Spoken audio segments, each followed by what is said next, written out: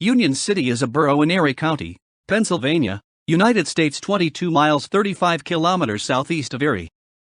In the 20th century, there were 3 large chair factories, planing and grist mills, a powdered mill plant, and several furniture factories. The population was 3,320 at the 2010 census. It is part of the Erie Metropolitan Statistical Area. History. The settlement of what was known as Miles Mills was established in 1800. William Miles had fought in the American Revolution and had been captured by the Iroquois and imprisoned at Quebec. He built a dam on the south branch of French Creek and erected a grist mill and sawmill. Until 1855, Miles Mills remained nothing more than a thin strand of small mills along this waterway.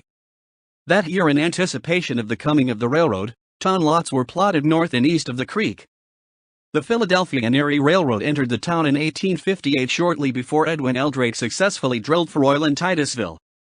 The impact on the young town serving as a railhead for oil was dramatic. In 1860, the same year that a second rail line, the Atlantic and Great Western, was built through Miles Mills, the town boasted 3 refineries and a barrel-making industry in addition to its saw and planing mills. Caught up in a booming oil economy, the exuberant citizens of Miles Mills incorporated themselves as the borough of Union Mills in 1865. The diversion of the oil freight business to Erie after 1862 gradually extinguished the oil refinery business. What remained proved important for the town's future. Over time, barrel making for oil bequeathed a wood products industry that has marked the town's economy to the present day. By 1870, the town's population had risen to 1,500. And the sawmills, which had been shut down as part of the scramble for oil riches, were back in business. 6 sawmills and planing mills, including those of Clark and Hunter and Wade, appear in the 1870 census.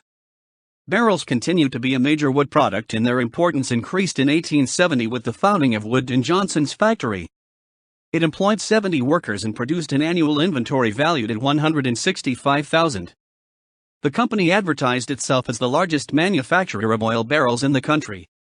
Sensing a new start, the town changed its name to Union City in 1871.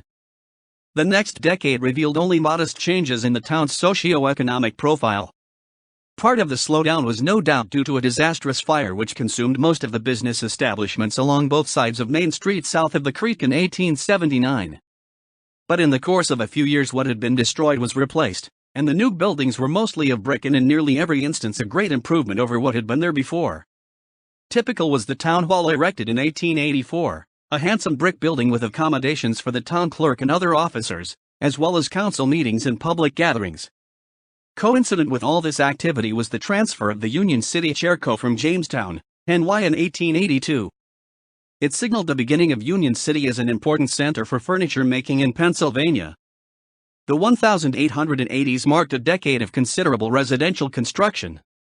Whereas the owners of the town's many sawmills had tended to build their residences nearby, the constant threat of fire convinced the managers of the new furniture plants to erect their homes in the developing neighborhoods further removed. Among those who chose to build fine homes on higher ground west of the creek were John D. Westcott at 27 West High Street, Lewis P. Hanson at 4 South Street, and Marvin Cooper at 30 2nd Avenue.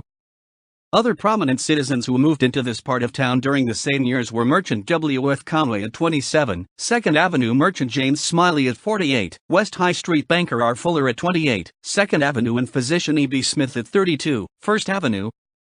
By 1900, a good percentage of the lots along West High Street and South Street and the avenues that connected them were filled.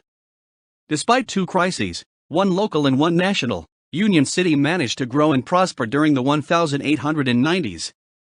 In 1892, following 2 torrential rainstorms, the south branch of French Creek overflowed its banks and flooded the center of the town. Several businesses along Main Street were destroyed, leading the Union City Times to declare the disaster a serious blow to our thriving town. The flood provided a complete reassessment of the use of the creek for water power, and at the same time sparked interest in public improvements in general.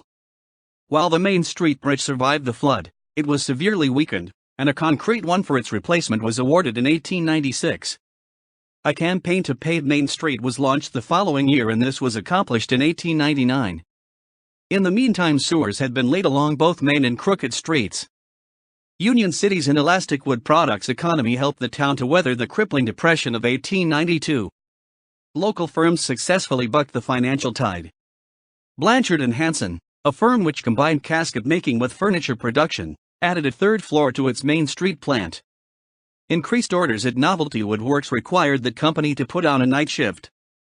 In 1897, the Union City Times reported that the real estate market had revived and that builders were advertising lots and moderately priced Queen Anne residential designs in large new subdivisions.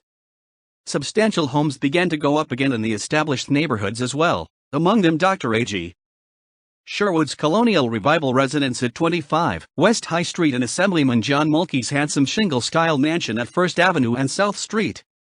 By the early 20th century, Union City's mill and mansion era had pretty well ended. While 8 houses would still be built in the West High Street/South Street district, they would be of a smaller scale and far less ornate than what was already there. This is also true of those homes erected beyond 3rd Avenue. While the area still remained essentially a neighborhood of single-family dwellings, it could no longer claim to be the town's #1 place to live. Among the places of employment, things had changed too.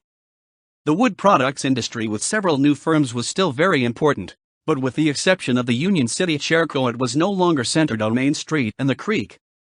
That company is the only one in existence that can trace its lineage directly to the 19th century and the mill and mansion period.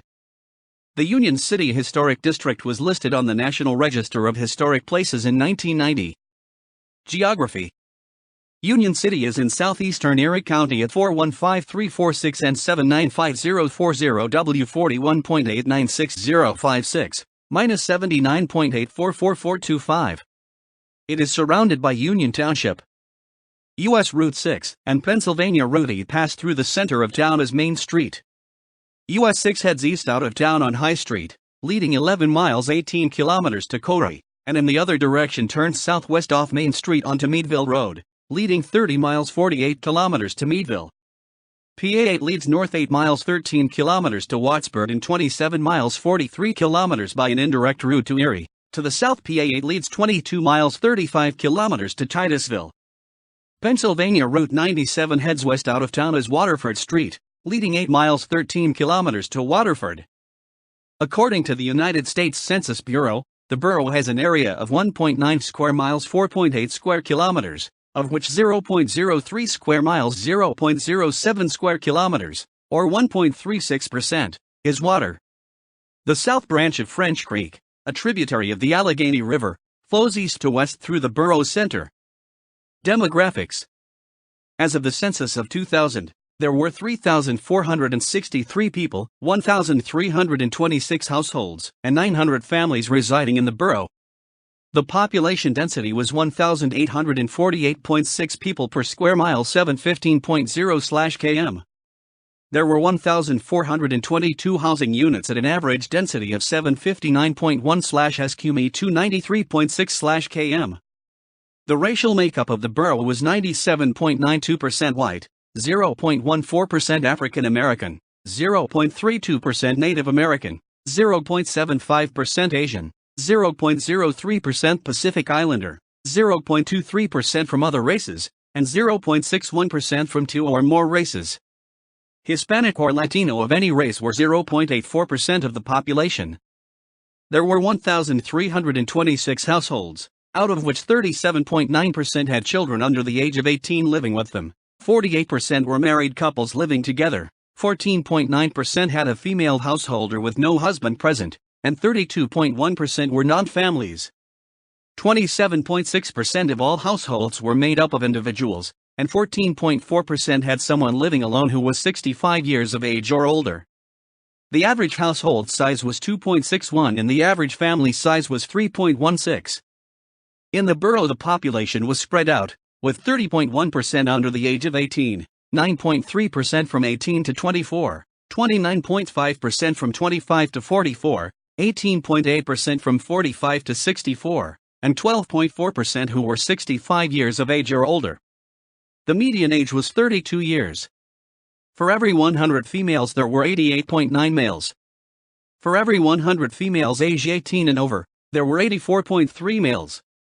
The median income for a household in the borough was $27,216, and the median income for a family was $34,352.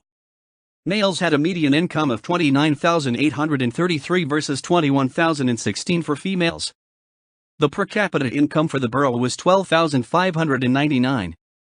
About 17.9% of families and 20.9% of the population were below the poverty line, including 26.4% of those under age 18 and 12.9% of those age 65 or over. Education. Most children in Union City attend schools in the Union City Area School District. This school district also includes children from Crawford County. There is one elementary school. The middle and high schools are located in the same building. The school colors are green and white, and the mascot is a bear. Museum. The Union City Historical Society Museum is a 3-story building on Main Street. The museum has a large collection of artifacts dating from the 1780s to the present. Many of the items on the 3rd floor were made by residents of the town.